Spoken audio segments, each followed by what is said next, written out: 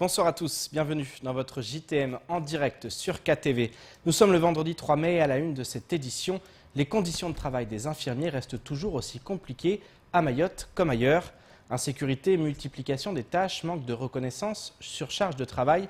Dans le secteur public comme libéral, les difficultés sont nombreuses dans un pays où le nombre de déserts médicaux ne cesse de s'accroître.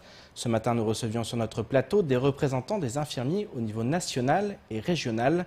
Le point dans ce sujet avec au montage Leslie Vimenet. L'île aux lagons est souvent qualifiée de désert médical. Selon les statistiques et indicateurs de la santé et du social datant de 2016, Mayotte accueille 378 infirmiers et infirmières pour 100 000 habitants. C'est presque 3 fois moins qu'en France métropolitaine où l'on retrouve plus de 1000 infirmiers pour le même nombre d'habitants. Pour le président de l'Ordre national des infirmiers, au-delà de la surcharge de travail, les membres de cette profession doivent acquérir davantage de compétences reconnues. Il y a une extension des compétences des infirmiers qui est faite par délégation. Ce que pourquoi l'ordre milite, c'est pour que réellement ça soit de plein droit dans nos compétences propres, d'avoir une évolution de notre profession globalement, pas que des infirmiers de pratique avancée qui concernent un très petit nombre, mais que tous les infirmiers puissent aller plus loin dans la prise en charge des patients en délivrant des soins de qualité, c'est ce qu'on fait déjà, mais avec des compétences plus étendues, plus élargies, parce que finalement on est 700 000 en France. Donc on ne peut pas répondre aux désertifications médicales, mais on peut y pallier, et tout au moins c'est une réponse qui est facile puisqu'on est déjà disponible sur le terrain, un peu de formation, et ça serait beaucoup plus simple, et ça permettrait une prise en charge d'un plus grand nombre de patients. À Mayotte, les infirmiers sont multitâches et doivent faire face à de nombreuses difficultés. Parmi elles, l'insécurité est très pesante, notamment pour les 140 infirmiers libéraux présents sur l'île. On est une population, on est 83%, ce sont des femmes. Donc c'est vrai que c'est plus difficile. Souvent, là, j'entendais les infirmières qui refusaient de circuler la nuit parce qu'elles avaient cette problématique. Mais il y a certains quartiers en métropole où ça doit être la même chose. Disons que ce problème d'insécurité, en fait, il faut que ce soit une prise de conscience de la population et aussi des pouvoirs publics. Les infirmiers sont tenus par la continuité des soins. Ça veut dire que dès lors qu'ils ont commencé les soins, ils sont obligés de se maintenir d'assurer cette continuité des soins. Donc c'est une obligation légale d'aller au domicile du patient. Et c'est vrai qu'il y a certaines conditions, notamment l'année dernière quand il y avait eu les conflits, c'était très difficile pour les infirmiers de se rendre au chevet de leurs patients et de faire comprendre à la population que c'était pas à l'encontre de la grève ou c'était pas à l'encontre des manifestants, mais c'était vraiment pour le patient et pour prodiguer des soins. Pour lutter contre les déserts médicaux, le président de la République a annoncé la fin des fermetures d'hôpitaux. À Mayotte, de grands projets vont voir le jour, afin notamment d'agrandir l'hôpital, même si l'un des meilleurs moyens d'attirer du personnel qualifié reste de former les jeunes Mahorais sur place. Là, cette année, les infirmiers rentrent par Parcoursup maintenant en formation. Parcoursup, il y a 35 000 places, à peu près le décret c'est 35 000. On a eu quasiment 900 000 demandes. Voilà. Oui, c'est énorme, c'est colossal. On avait une très grande crainte de ne pas avoir assez de candidatures et finalement on a eu un raz-de-marée. Donc, et en plus, ce qu'on observe, et c'est pareil pour les médecins, c'est que quand les gens sont formés sur un territoire, ils ont tendance, tout au moins plus tendance à y rester. Parce qu'on a un réseau, parce qu'on connaît des gens, on connaît les acteurs de terrain, et puis on travaille plus en silo, on travaille tous ensemble. Maintenant, on va travailler avec le médecin traitant. Nous, on est une population de professionnels qui sont prescrits, donc on est obligé d'avoir un médecin traitant, et puis il nous faut le pharmacien aussi à côté, puisqu'il faut délivrer les médicaments. Donc voilà, toutes ces choses-là se jouent, et c'est vrai que l'aspect formation, là vous l'avez très bien décrit, c'est vraiment essentiel sur le territoire pour garder les professionnels au plus près et qui connaissent déjà le contexte. L'Institut de formation en soins infirmiers du département forme chaque année nos futurs infirmiers de demain. Des infirmiers qui demandent à être reconnus et à travailler dans des conditions dignes et à la hauteur du service rendu. Santé toujours, le deuxième forum des projets Outre-mer s'est tenu il y a quelques jours à Paris. Cet événement organisé par le ministère des Outre-mer a rassemblé des porteurs de projets ainsi que des décideurs publics et privés. Les fondations d'entreprises ont ainsi pu marquer leur engagement aux côtés de l'État pour l'innovation, la solidarité et la créativité dans les territoires. À Mayotte, 4 projets ont été retenus avec notamment la mise en place d'une campagne d'éducation sexuelle présentée par l'association Narikem Sada. Quelle est la nature de cette initiative? Comment sera-t-elle menée sur le terrain et dans quel délai? Un reportage signé Marion Tellier. La lutte contre les infections sexuellement transmissibles à Mayotte, c'est le combat que mène l'association Narikem Sada sur l'ensemble de l'île. Vendredi 29 mars, ses représentants se sont rendus à Paris à l'occasion du Forum des projets Outre-mer pour présenter l'une de ces initiatives, la mise en place d'une campagne d'éducation sexuelle au plus proche de la population. Dans toutes les communes de Mayotte aujourd'hui, on voit fleurir ce qu'on appelle des conseils citoyens de jeunes et aussi des conseils de sages composés de grandes personnes, des grands-parents, mais aussi de personnes religieuses aussi. Donc l'idée, c'est de réunir ces deux groupes de personnes pour réfléchir sur la santé sexuelle à Mayotte et réfléchir ensemble sur quelles solutions on peut mettre en place, comment en parler au plus grand nombre. Cette fois, la démarche de l'association prendra en compte la religion, la culture ou encore la modernité des jeunes pour aborder le sujet encore tabou des IST avec la population. Aujourd'hui, le contexte local reste identique à celui des années précédentes. Les personnes contaminées sont à 62% des femmes dépistées à l'occasion de leur grossesse. 30 cas supplémentaires sont dénombrés chaque année. Il est à ce titre recommandé à la population de suivre les gestes de prévention et d'effectuer régulièrement des dépistages. À Mayotte, ces tests peuvent être effectués à 3 adresses différentes. On peut se faire dépister au Cégide, donc au Jacaranda. C'est anonyme et gratuit, sans rendez-vous. Au laboratoire à côté de chez Balou. Donc c'est gratuit sous certaines conditions. En fait, il faut avoir soit la sécurité sociale ou l'ordonnance d'un médecin. Sinon, à Narikem Sada, on fait le test rapide, donc le TROD. C'est anonyme et gratuit également. Le projet de l'association devrait être mis en place dès le mois de juin. Il se prolongera sur les 12 prochains mois.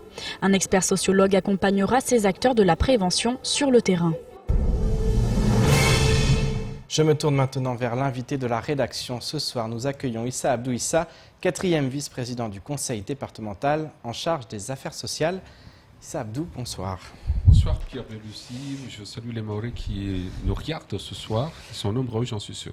Merci d'avoir accepté notre invitation. On va parler ce soir du premier lieu d'accueil et de vie à Mayotte. Ça a été inauguré hier, mais avant cela, un mot, on a parlé de santé, de social. C'est votre domaine, vous êtes en charge des affaires sociales, vous êtes président du conseil de surveillance du CHM. Un mot sur les infirmiers, notamment sur cette question de la formation. C'est très important et l'IFSI fait un travail remarquable à ce titre à Mayotte. Oui, aidé d'ailleurs en partie par le conseil départemental, là aussi, parce que les infirmiers en puériculture, par exemple, c'est une formation qui a été mise en place avec le Fonds social européen.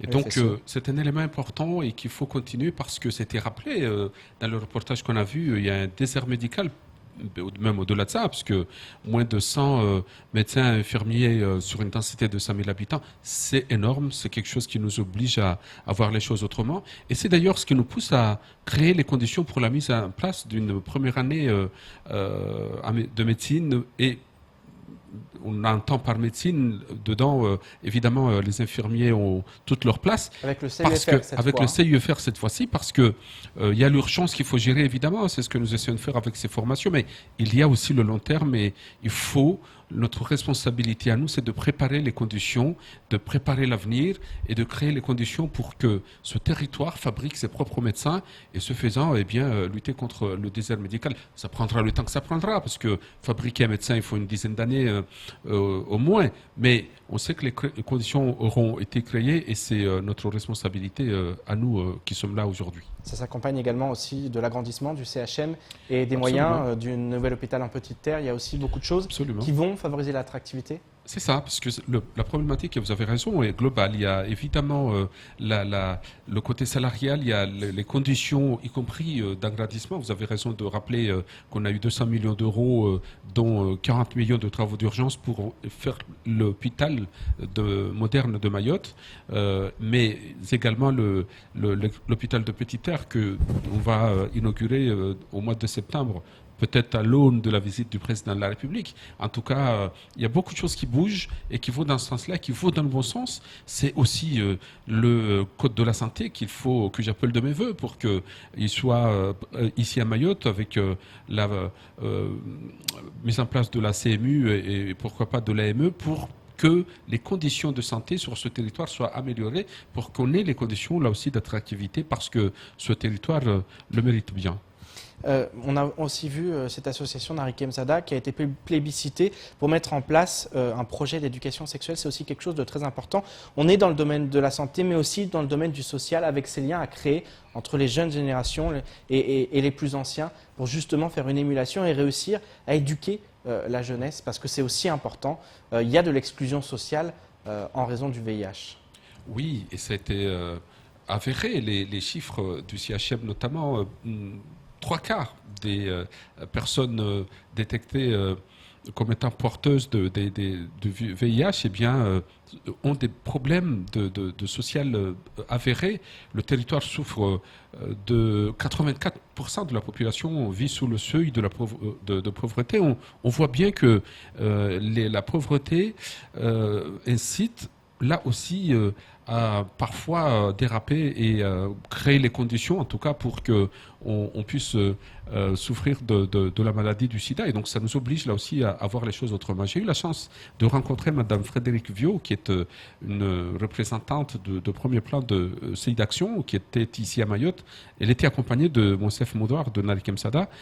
J'ai eu le bonheur de la rencontrer, de évoquer beaucoup de choses avec l'association, et j'ai compris, j'ai proposé la disponibilité du département et du CHM pour accompagner les actions de Narikem Sada, et notamment un bus qui circulerait, qui sillonnerait le territoire pour qu'on puisse aller au devant des gens, parce que ce qui se passe aujourd'hui, c'est que ce sont les personnes qui viennent au CHM, mais lorsqu'on sait qu'elles ont des difficultés sociales, ne serait-ce que parfois pour avoir les moyens de transport tout court pour venir à l'hôpital, ça dissuade plus d'un, et parfois à leur décharge. Et donc ça nous oblige nous aussi à nous dire si les patients ne peuvent pas venir à nous peut-être d'aller vers eux. Et c'est un peu cette démarche-là que j'incite, que j'encourage.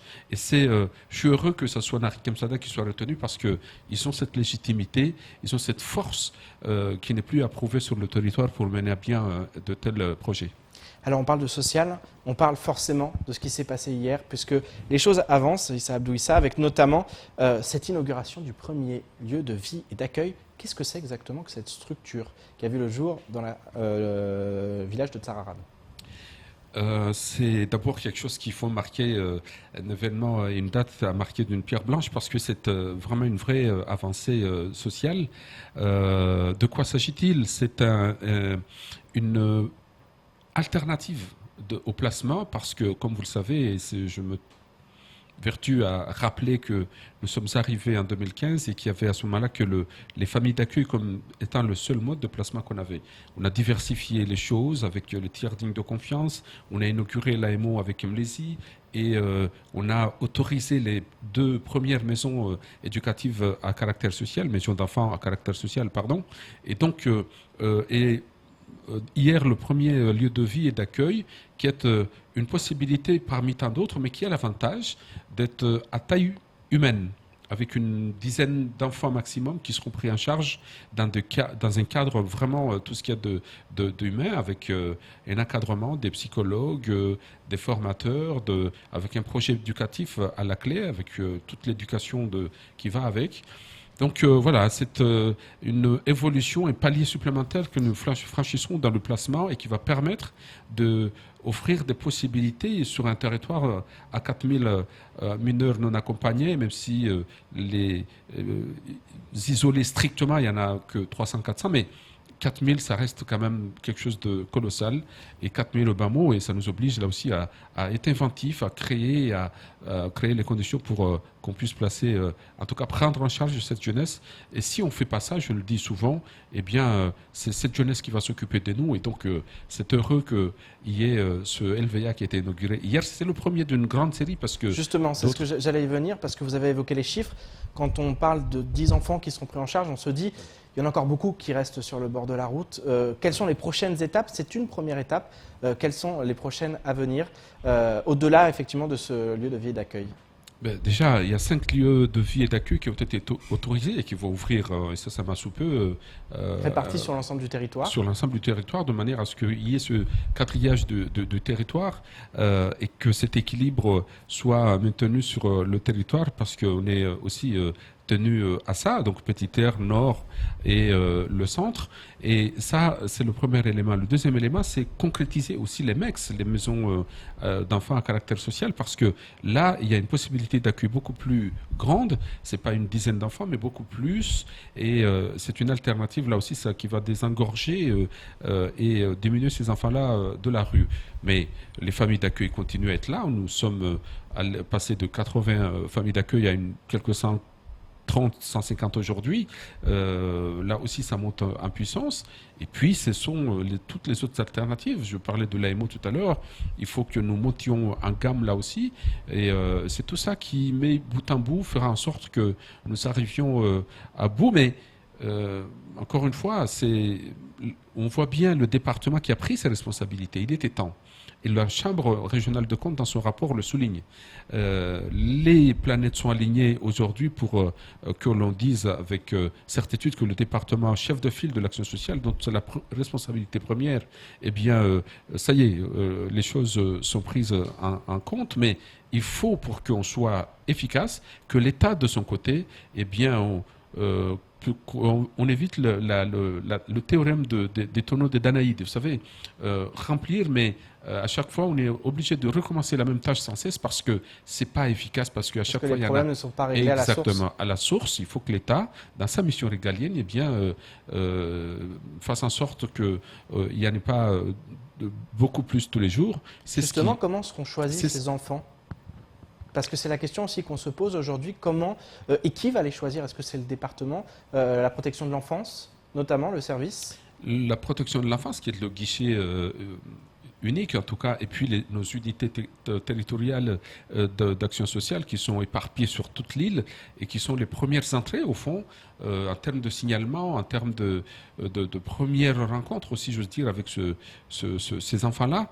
Mais les signalements aussi de la personne lambda et qui peut constater un enfant est en danger et qui, à ce moment-là, il y a un numéro vert qui est disponible chez nous. Il suffit de l'appeler et ça le signalement est traité. Mais le vice-rectorat aussi, parce que c'est un travail effectivement qui ne se fait pas uniquement au niveau du conseil départemental, avec l'État, avec les services de l'État, et puis parfois l'éducation nationale, parfois la justice aussi parce qu'il y a une mise à l'abri à faire d'une manière urgente, nous interpelle et à ce moment-là, on agit, on réagit et parfois dans l'urgence. Mais ce sont tous ces guichets-là qui permettent de prendre en charge cette problématique difficile de l'enfance et selon le degré d'urgence et le traitement et ce qui en ressort de la première enquête qui est faite, eh bien, le placement est fait soit en famille d'accueil,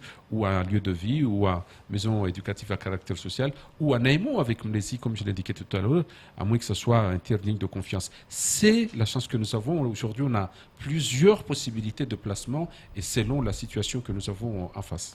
Alors, un dernier mot avant de nous quitter. Les échéances pour ces MEX, pour ces lieux de vie et d'accueil, quelles sont les échéances? Est-ce que vous êtes fixé justement une date à laquelle ils devront tous être effectifs sur le territoire? Nous avons un schéma de l'enfance parce que nous avons commencé par le rêve, par le début. On a un dessin avec E-I-N à la fin et c'est un avantage que nous avons. Les orientations sont connues, on l'a dit depuis le début, on sait où on va et c'est vrai que cette déclinaison, on déroule en ce moment. Nous sommes en train de dérouler jusqu'en 2021 et je peux vous dire que d'ici la fin de la mandature, on sera outillés, on sera paré pour vraiment nous occuper de cette question si singulière, si compliquée de l'enfance. Mais les choses évoluent, vont dans le bon sens, se concrétisent tous les jours. En termes de lieux de vie, je pense que d'ici la fin de l'année, on aura inauguré les 5 lieux de vie qui ont été autorisés. Et puis voilà, les choses 2021. se mettent en place. 2021 plus tard, on aura tout obtenu, en tout cas j'espère. Merci beaucoup d'avoir accepté notre invitation. C'est un vrai plaisir, Pierre. C'est un plaisir de vous recevoir sur ce plateau. Merci plaisir, beaucoup, à bientôt. Une nouvelle mission séisme dénommée MyOps, les précautions alimentaires durant le Ramadan, ou encore une opération de lutte contre l'immigration clandestine à Chirangui. Voilà ce qu'il faut retenir du reste de l'actualité locale. Place aux brèves de ce vendredi 3 mai. Une nouvelle mission dénommée Mayops est prévue du 6 au 18 mai 2019 au large de Mayotte sur le navire Marion Dufresne. L'équipe de scientifiques qui la compose est originaire de plusieurs établissements scientifiques. Le navire est parti de l'île de la Réunion le 3 mai dernier et arrivera ce lundi dans le port de Longoni afin d'embarquer du matériel et une partie des scientifiques avant de repartir dans l'après-midi au large de l'île. L'objectif de la mission sera de récupérer les 6 sismomètres fonds de mer qui ont été déployés dans la zone en février dernier depuis le navire Ilang. Il s'agira également d'acquérir des données de géophysique pour imager les fonds océaniques dans la zone où se produisent les séismes. Les données des 6 sismomètres fonds de mer seront analysées par l'équipe scientifique pendant la mission pour préciser la zone active. Selon la préfecture, ces instruments ainsi que les 8 autres micro-sismomètres seront à nouveau déployés au plus près de la zone des séismes pour les localiser très finement et comprendre leur origine. Durant le mois de Ramadan, les modes alimentaires sont complètement modifiés. Alimentation généralement plus riche en sucre et en graisse, alternance entre jeûne et excès alimentaire nocturne, apport alimentaire très important sur des laps de temps courts. Parallèlement, de nombreuses compétitions de sport Ramadan vont se dérouler sur le territoire. L'ARS Océan Indien, avec le soutien du CROSS et du réseau Redia Bilang, publie une liste de conseils nutritionnels pour rester en bonne santé durant le Ramadan. Pour jeûner sans danger pour la santé, il faut essayer de maintenir et répartir l'apport alimentaire sur 3 repas pendant la période autorisée. Buvez régulièrement et par petites quantités et variez autant que possible les repas. En ce qui concerne la pratique du sport, il est recommandé d'éviter de pratiquer une activité physique à jeûne, surtout de forte intensité. En cas de pathologie particulière et notamment de maladies chroniques comme le diabète, il est recommandé de demander conseil à son médecin pour faire le point sur les précautions à prendre. Hier matin, la gendarmerie mobile, en partenariat avec la mairie de Chirongui, a mené une nouvelle opération de lutte contre l'immigration clandestine dans la commune. Un peu plus de 80 personnes ont été contrôlées, parmi lesquelles 6 étrangers en situation irrégulière qui ont été interpellés et reconduits au CRA. Selon la mairie, ce type de contrôle affirme la volonté politique de la collectivité à protéger l'ensemble de la population de la commune de Chirongui et constitue un fort message de désincitation à l'immigration clandestine. La municipalité s'est engagée à lutter fortement contre les comportements d'incivilité, l'immigration clandestine et les attroupements sauvages dans sa commune, en maintenant de façon régulière ces opérations de contrôle pour garantir la sécurité de ses administrés. Politique dans votre 19h, nous l'évoquions hier, le parti Les Républicains est en ordre de marche en vue des élections européennes. Abdoul Doukaini fait partie de la liste portée par François-Xavier Bellamy. À Mayotte, le parti de droite s'est organisé afin de convaincre les électeurs locaux. Ce matin, nous recevions le directeur de la campagne. Ce dernier est revenu sur le choix des personnes qui vont porter cette liste au niveau départemental. Je vous propose d'écouter Afidou Abidi Madi lors de la matinale. Les LR voulaient des compétences et c'est pourquoi on a fait le choix de prendre Abdoul Doukaini, un jeune talentueux, pour faire partie de cette liste portée par François-Xavier Bellamy. Et effectivement, parce que on ne peut pas y arriver sans formation. Et donc, on m'a choisi parce que je suis vice-président du programme européen, chargé des fonds européens, exactement. Et puis, on a choisi aussi Zaidou Tavandaï, qui est le chef de projet des Européennes ici à Mayotte, parce que l'année dernière, il a été en formation pendant une année pour comprendre les mécanismes, parce que ce n'est pas évident de gérer les fonds européens, porter les projets de grande envergure pour le développement de notre territoire. Et ces élections européennes constitueront un premier acte citoyen pour des milliers de jeunes Français. À ce titre, ce matin se tenait la journée de la citoyenneté à l'hôtel de ville de Mamoudzou. L'occasion pour l'adjoint au maire de remettre aux jeunes nouvellement inscrits sur les listes électorales leur carte d'électeur.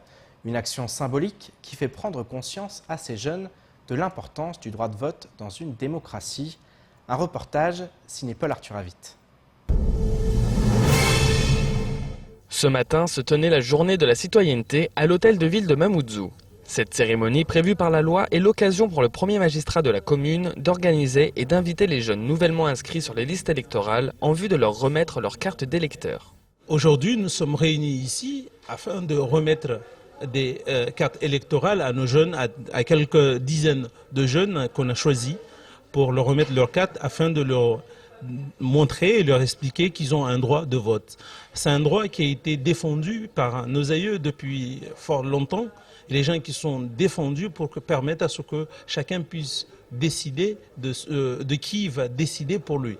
Une piqûre de rappel pour la jeunesse mahoraise qui, selon la mairie, se désintéresse de plus en plus de la vie démocratique. On a voulu faire comprendre que quand on a une carte de vote, c'est pas pour se la mettre dans la poche ou aller la garder dans sa valise, c'est pouvoir s'exprimer. Aujourd'hui, on est sur une période charnière où on est en train de descendre les élus tous azimuts, et nous, c'est de faire comprendre l'intérêt pour les jeunes ou pour la population ou le citoyen d'aller voter et faire son choix, ne pas laisser la place aux autres de décider à sa place. C'est le principe même de la démocratie qui est de plus en plus délaissé au profit de l'abstention. Cette cérémonie a permis à ces jeunes d'en apprendre plus sur le droit de vote. Cette cérémonie m'a permis d'apprendre beaucoup de choses, parce que dans le monde, dans l'environnement, dans le développement, vu que normalement quand on atteint l'âge de 18 ans, là on est déjà majeur, et ça nous permet de voter, d'apprendre et de rentrer dans le monde adulte.